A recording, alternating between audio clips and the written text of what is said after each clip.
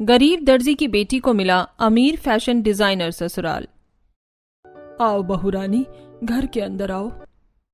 ओ God, आखिरकार हमारी दादी सास ने इस गरीब दर्जी को फैशन डिजाइनर परिवार की बहू बना ही दिया। सच में, जरा इसका हुलिया तो देखो। लगता है अपनी शादी का लहंगा भी अपने हाथों से ही सिला है, स्टिचिंग भी अच्छे से नहीं हुई है। दूसरी तरफ अर्चना अपनी जेठानियों को डिजाइनर ड्रेस में देखकर, हे भगवान, मुझ जैसी गरीब दर्जी के फैशन डिजाइनर ससुराल वालों ने कितना डिजाइनर ड्रेस पहना हुआ है। मेरी दोनों जेठानी का गाउन और वन पीस ड्रेस तो बहुत खूबसूरत लग रहा है। कहाँ खो गई भाभी? चलिए मैं आपको आपके कमरे में छोड़ देती हूँ। अगले दिन सुबह अर्चना अपनी पहली रसोई का खाना बनाकर सबको खिलाती है और उसके बाद घर की साफ सफाई का काम खत्म करके अर्चना सिलाई मशीन चलाना शुरू करती है, जिसे देख उर्मिला कहती है, अरे बाबा, तू सिलाई मशीन भी चलाने लग गई? अच्छा, मेरा एक ब्लाउज सिल दे। हाँ दादी सास, क्यों नहीं। अब अर्चना अपनी दादी सास के लिए एक सुंदर सा ब्लाउज सिलती है। अरे वाह बहू, तूने तो मेरा ब्लाउज बहुत ही प्यारा सिला है। शुक्रिया दादी सास। दूर खड़ी अमीर बहू ईशा और दिशा, देख रही हो ईशा, कैसे दादी सास गरीब दर्जी की सिलाई की तारीफ कर रही है। सच कहूँ तो गुस्सा तो बहुत आ रहा है इस दर्जी को अपने फैशन डिजाइनर ससुराल में देखकर। फूटी आंख नहीं सुहा रही है ये दर्जी मुझे यहाँ। अगले दिन सुबह ईशा और दिशा डिजाइनर मिनी स्कर्ट और शर्ट पहनकर हॉल में डिजाइनर ड्रेस पर काम कर रही होती हैं। ओ गॉड, ये गाउन तो रेडी हो गया, पर इस गाउन का ये फ्लेयर्ड बाजू ये तो बन ही नहीं रहा है। सच में कब से ट्राई कर रहे हैं, पर सारी कोशिश नाकामयाब ही हो रही है। तभी अपनी दोनों जेठानियों को परेशान देखकर अर्चना वहां पर आती है। अर्चना के गले में इंची टेप और हाथ में कैंची होती है। जेठानी जी, मैं कब से देख रही हूँ एक बाजू के पीछे आप दोनों कब से परेशान हैं। लाइए मैं आपकी मदद कर देती हूँ। अर्चना मशीन पर बैठकर बाजू बनाती है और फिर उसे गाउन के साथ स्टिच करती है। गाउन का बाजू शोल्डर से नीचे गिर रहा होता है। लीजिए, हो गया जेठानी जी। अरे ब्रिलियंट अर्चना, तुमने तो बहुत ही खूबसूरती से डिजाइनर गाउन का बाजू को तैयार कर दिया। क्या बात है, हमारी फैशन डिजाइनर बहू से जो नहीं हो पाया वो हमारी दर्जी बहू ने कर दिखाया। इतना भी कोई बड़ा काम नहीं किया है माँ जी इसने, जो आप इसकी इतनी तारीफों की पुल ही बांधने लग गई हैं। हाँ माँ जी, आप भी कहाँ इस गरीब दर्जी को हम जैसी अमीर फैशन डिजाइनर से कंपेयर कर रही हैं। इसी तरह एक दिन नीलम की डिजाइनर ड्रेस अलमारी से निकालते वक्त अलमारी के कोने में अड़कर फट जाती है। ओह गॉड, ये क्या हो गया? मेरी डिजाइनर ड्रेस फट गई। अब मैं अपनी फ्रेंड की बर्थडे पार्टी में क्या पहनूंगी? नीलम दुखी होकर अपनी वो डिजाइनर ड्रेस अपनी अमीर फैशन डिजाइनर भाभी के पास लेकर आती है। भाभी, मेरी ये ड्रेस फट गई है, जरा देखिए ना, कुछ हो सके तो कर दीजिए। सॉरी दिशा, ये ड्रेस तो काफी ही अजीब तरीके से फट रही है, ये हमसे ठीक नहीं हो पाएगी। अरे ननन जी, अगर ये ड्रेस खराब हो गई तो आप कोई दूसरी ड्रेस पहन लो, आखिर इतने बड़े फैशन डिजाइनर हैं हम। ओह नो भाभी, बट पार्टी थीम इसी ड्रेस की है। अब नीलम परेशान होती हुई ड्रेस को अपनी दर्जी भाभी के पास लेकर आती है। भाभी, मेरी ये ड्रेस फट गई है, क्या आप इसे ठीक कर पाओगी? क्यों नहीं, ये तो मेरे बाएं हाथ का खेल है। अब अर्चना 15 से 20 मिनट के अंदर नीलम की ड्रेस ठीक करके देती है। थैंक यू भाभी, थैंक यू सो मच। जो काम मेरी फैशन डिजाइनर भाभी नहीं कर पाई वो मेरी दर्जी भाभी ने कर दिया। इसी तरह कुछ समय गुजरता है और एक दिन ईशा और दिशा डिजाइनर ड्रेस पहनी हुई अपने पुराने कपड़ों की मोटरी कूड़ेदान में डालने जा रही होती हैं, जिसे देख अर्चना कहती है, अरे जेठानी जी, आप इन कपड़ों को कूड़ेदान में क्यों डाल रही हैं? ये तो सिल्क का फैब्रिक है, इससे एक बहुत खूबसूरत ड्रेस बन सकती है। ओह गॉड, इन दर्जियों की ना यही बड़ी आदत खराब होती है, कपड़ा देखा नहीं कि भीख मांगने लगते हैं। ठीक है, रख लो। अब अर्चना बाजार जाती है और बाजार से ड्रेस डिजाइन करने के लिए कई सस्ते सामान खरीदकर घर लेकर आती है और कुछ ही दिनों में उन कपड़ों से अर्चना एक खूबसूरत डिजाइनर वन पीस गाउन बनाकर पहनती है। अरे भाभी, आपकी ड्रेस तो बहुत डिजाइनर लग रही है, कहाँ से लिया? प्लीज अब ये मत कहना कि इसे आपने खुद ही सिला है।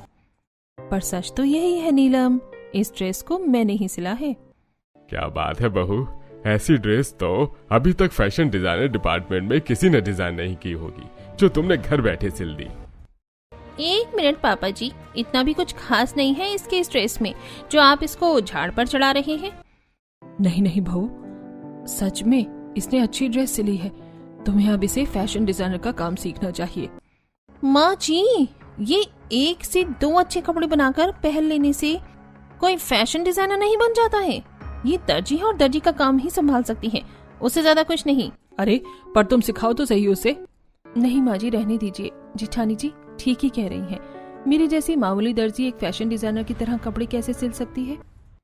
ऐसे ही कुछ समय गुजरता है और एक दिन ईशा और दिशा दोनों ही एक बहुत बड़ी डिपार्टमेंट के लिए डिजाइनर ड्रेस तैयार कर रही होती हैं। ड्रेस तो तैयार हो गई है, अब एक काम करते हैं, इस ड्रेस को हैंगर पर टांगकर गारमेंट स्टीमर स्टीम कर देते हैं। हाँ ठीक है। अब जहां ईशा और दिशा बड़े ऑर्डर पर काम कर रही होती हैं, वहीं अर्चना बाजार से सामान लाकर छोटी मोटी चीजों को इकट्ठा कर करके फिर से एक डिजाइनर ड्रेस तैयार कर रही होती है। दूसरी तरफ दिशा अब गारमेंट स्टीमर से ड्रेस को स्टीम कर ही रही होती है कि तभी उस स्टीमर से शॉर्ट सर्किट होता है और स्टीमर में आग लग जाती है। दिशा घबराकर स्टीमर को तेजी से पटकती है और वो स्टीमर जाकर डिजाइनर ड्रेस पर गिर जाता है, जिससे डिजाइनर ड्रेस में आग लग जाती है। ये क्या कर दिया तुमने दिशा, तुमने ड्रेस जला दिया।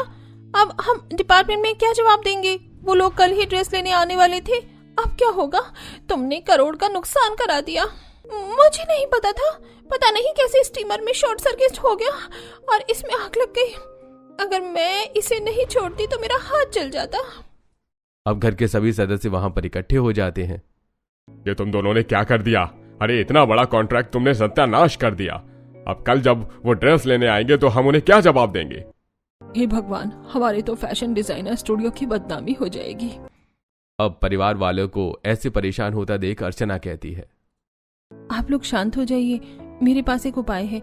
आप मेरी सिली हुई ड्रेस ले लीजिए, मैंने भी एक बहुत खूबसूरत गाउन सिला है। दर्जी हो तुम, तुम्हें लगता है कि तुम्हारी ड्रेस उन बड़े फैशन डिजाइनर डिपार्टमेंट के लोगों को पसंद आएगी?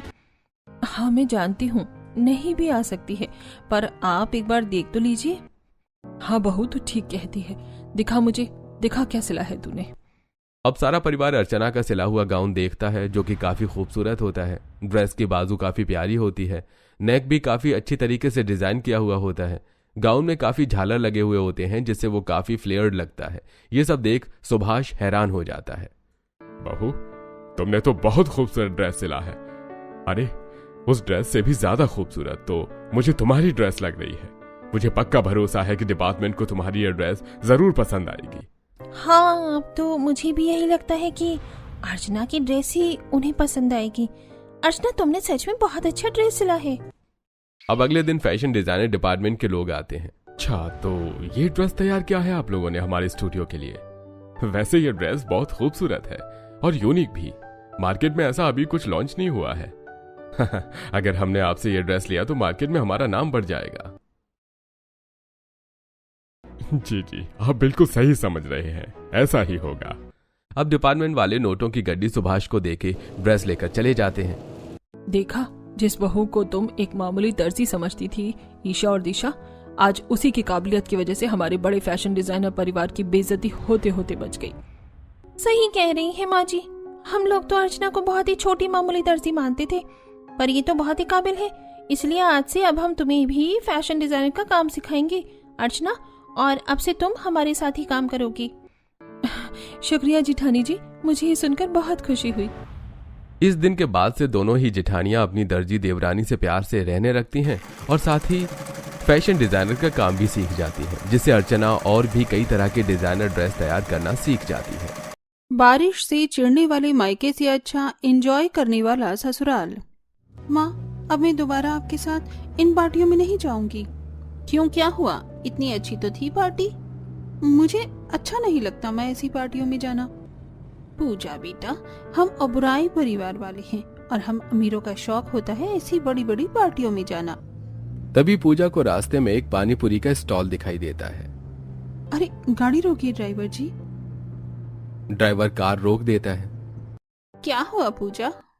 मुझे पानी पूरी खाना है माँ, चले ना हम उस ठेले वाले के पास से पानी पूरी खाते हैं। Are you crazy? ओबराय परिवार की बहू बेटी ऐसे सड़क पर गरीबों की तरह पानी पूरी खाएंगे? नेवर।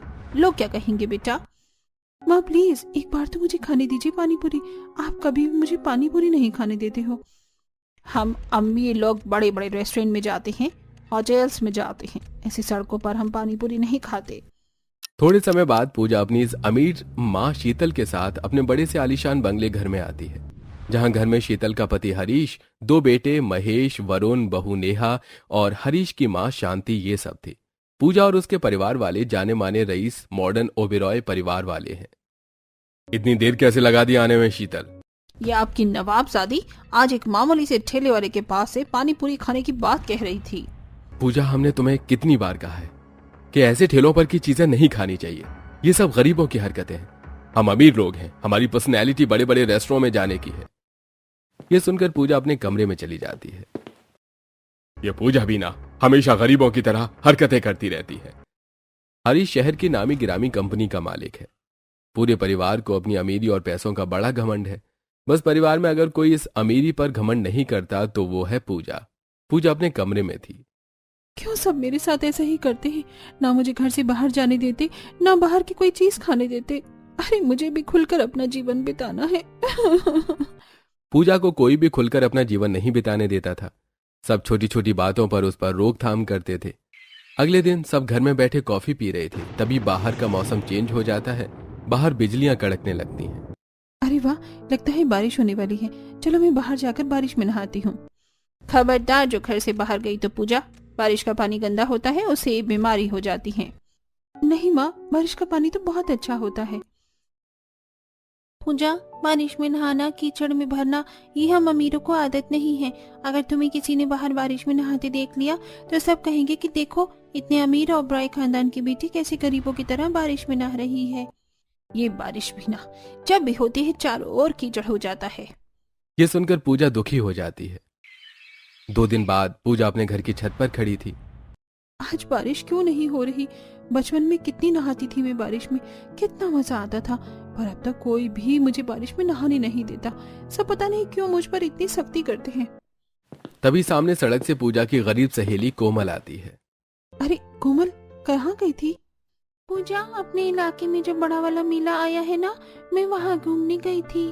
वाह मेला, यार मेरा भी बहुत मन करता है मेले में जाने का, पर मुझे कोई जाने ही नहीं देता मेले में। तुझे पता है, मैंने वहाँ बहुत मस्ती की। बड़े वाले झूले में बैठी, रेलगाड़ी में बैठी और वो नाव वाले झूले में भी बैठी मैं। क्या तू नाव वाले झूले में भी बैठी थी? हाँ, बड़ा खतरनाक झूला था यार वो। मुझे तो बहुत घबराहट हो रही थी, फिर धीरे धीरे मेरा डर दूर हो गया। कितना मजा आया होगा ना वहाँ। तुझे पता है, मैंने वहाँ गोलगप्पे खाए, चाट खाए, वहाँ के स्विमिंग पूल में नहाई भी मैं। बहुत मजा आया यार।